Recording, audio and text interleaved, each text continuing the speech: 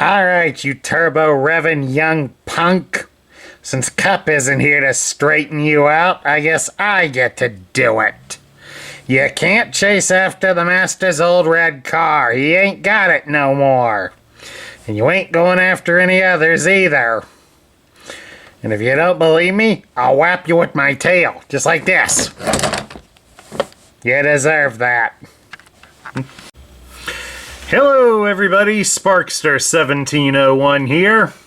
We're taking a look at another Legacy United figure. This time around we're looking at Sideburn from the 2001 Robots in Disguise series. Now Sideburn was pretty much played off like a juvenile adolescent, sort of similar to Hot Rod in the Generation 1 continuity.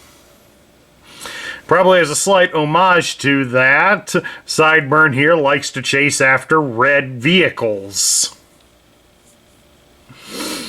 Now in the cartoon that was associated with this series, Sideburn here was voiced by Wally Wingert, whose one of his most famous roles of late has been providing the voice of the Riddler from the Batman Arkham series of video games. I'll never look at the Riddler the same way again now. I know many of you are going to tell me you've seen this toy before, and you are correct, you have. He's basically a retool of Shadow Striker from the Legacy Evolution line. About the only thing that's really different, that was differently done, is the head. Hasbro and Takara took the time to give us a new head sculpt, but pretty much the body was remolded into different plastic. So, take that as you may, but we now are able to fully confirm that Sideburn's alternate mode was intended to be a stylized version of the Dodge Viper. And that car was famously known for being in a red color, as quite a few of them were sold in that color, and it was also seen in the television series Viper, predominantly in the red color when it was as the normal car. And it would turn into a silver car when it was in its special mode. Love that. Used to love that show back in the day.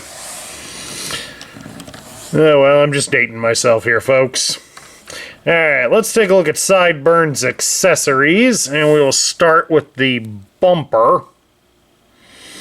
Yeah, they refer to this as a bumper, because this will be the rear bumper of the car when we get him transformed. Other than that, it doesn't really serve much of a purpose. You know, you can plug it into his arm as an extra shield of sorts if you so desire. That is, if I could plug it into the right spot. More often than not, the instructions just have you plug it in to the end of his gun, and it just makes the gun look like one of them silly Batman roleplay accessories that came out when Michael Keaton's movie was out in theaters. Get rid of that thing. The next thing up is his gun, which is referred to on the Transformer Wikia as a simple blaster. It's pretty much the same gun that came with Shadow Striker, but it is molded in white plastic. And then lastly we have the shield, or the car roof. It's on a special dual hinge, so that way when you transform Sideburn, it can then be folded down onto the top of him to form the top of the car. We'll need this reattached when we go to transform him, but for now we'll just set it aside. And we'll get up here and take a look at his articulation. And since he's a retooling of Shadow Striker, he'll have the same articulation as her. We can turn his head from side to side, and it is on a slight joint, ball joint, so it does look up and down a bit. His arms can be raised up about so far, and they do rotate at the shoulder all the way. But the problem with doing it is that this car kibble interferes with it, so it can't really do it. You're limited to only roughly 180 degrees. You can bend his arm at the elbow 90 degrees, and he does have a swivel at the bicep, so he at least has G.I. Joe style battle grip. He can be twisted at the hips, so I guess when he finds some pretty red car, he can do some dance moves to impress her. You can spread his legs apart into a full splits. He does have a thigh cut. Again, you may have to watch out for the car kibble when doing that, but that's not too bad. You can raise the legs at the hip 90 degrees. You can bend the legs at the knee 90 degrees. And you also have ankle articulation, but that's more for transforming him than any other practical purpose. Okay, before we transform Sideburn, a couple of quick things to show off. What I did earlier with using the bumper as a small shield, that is shown in the instructions. The instructions also show that we can stick the gun in his hand like that, and he can kind of use it as a club of sorts. I guess if he's out of ammunition, you got some options. And of course, underneath these sides for the car, there is a little hole there. Let me see, is it under the other one? Nope, it's only under this one here. And there is a little plug here on the side of the gun, so if you'd rather, you can store the gun like so. It's always nice when they give you some options to store their weaponry. That way, if you want to display it, you do have some choices. And let's face it, choice is always good. Alright, now to transform Sideburn, like you see, we've got to have the car top on his arm as the shield. So make sure you've got it on there and you extend it out fully. Also make sure it's like this, so that way it goes on the correct way. And you raise his arms up at the shoulder, so he's kind of like a kid pretending they can fly. Then you come around here to the back and you'll take these side pieces and you're going to fold them up like so. Then we can detach the shoulders from the body and fold them down before we extend them all the way out and up. Get this piece to go straight up and then fold that up like so.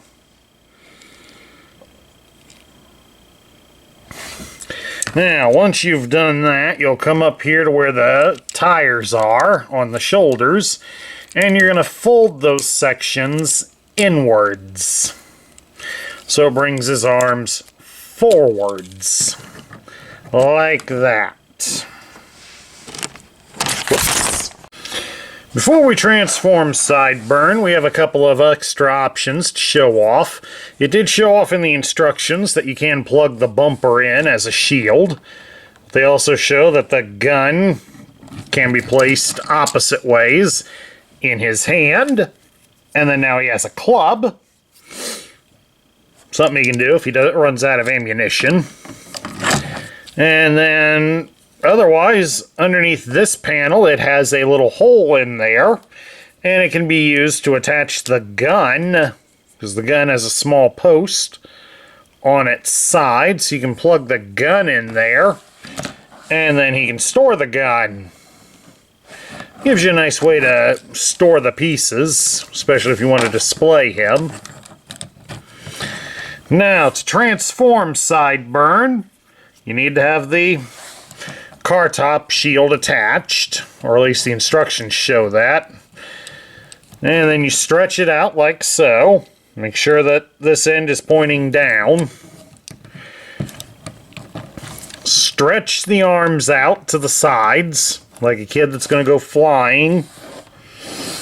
Then you come back here and you're going to fold these sections outward. Then you can detach the shoulders, fold them down and out, and fold all this all the way up, like so. When you have it like that, grab the arms and shoulders and fold them inwards. So now his arms are balanced over his head. Then you're going to come down here to the chest, and you'll fold the chest plate up so that you can fold out more of the hood of the car. There are two sides to it, and also there is... there is this blue piece, the centerpiece here. It also came out. That's always good, because that is a pain to try to reach in with these big fat fingers of mine.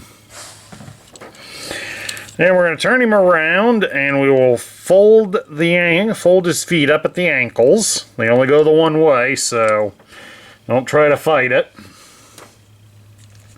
Then once that's done, you can swing them around. There's a little straight slot here on the inside of his thigh, and that'll connect about where the shoulders were. So connect that in as you do that to help hold his legs in place.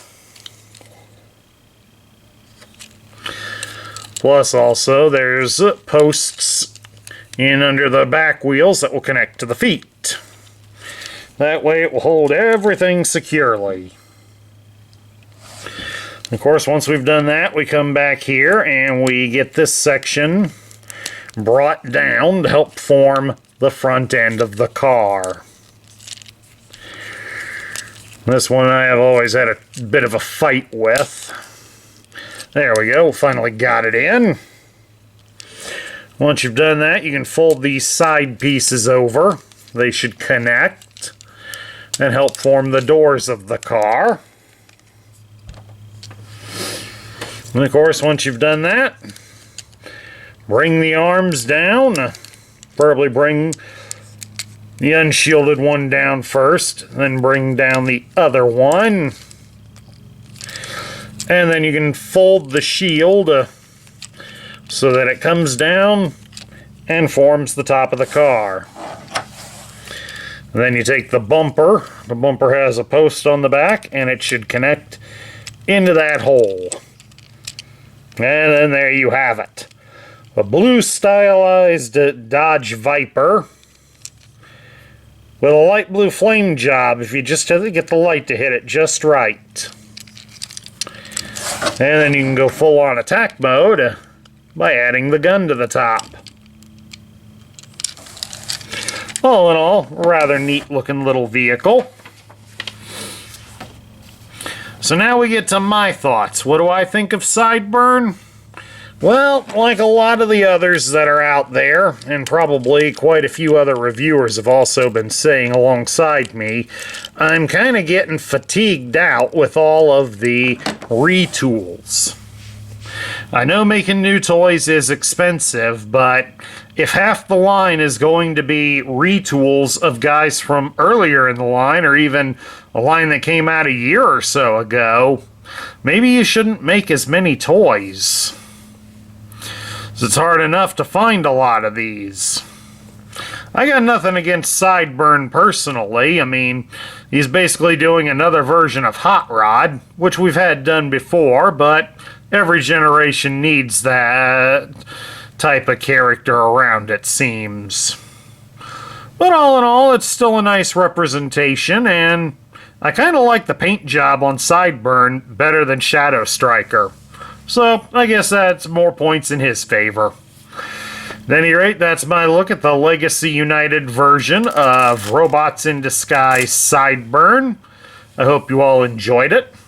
Please do remember that if you love the content we feature on this channel, we would appreciate a like, share, comment, and subscribe. This is Sparkster1701 saying I'll catch you all later.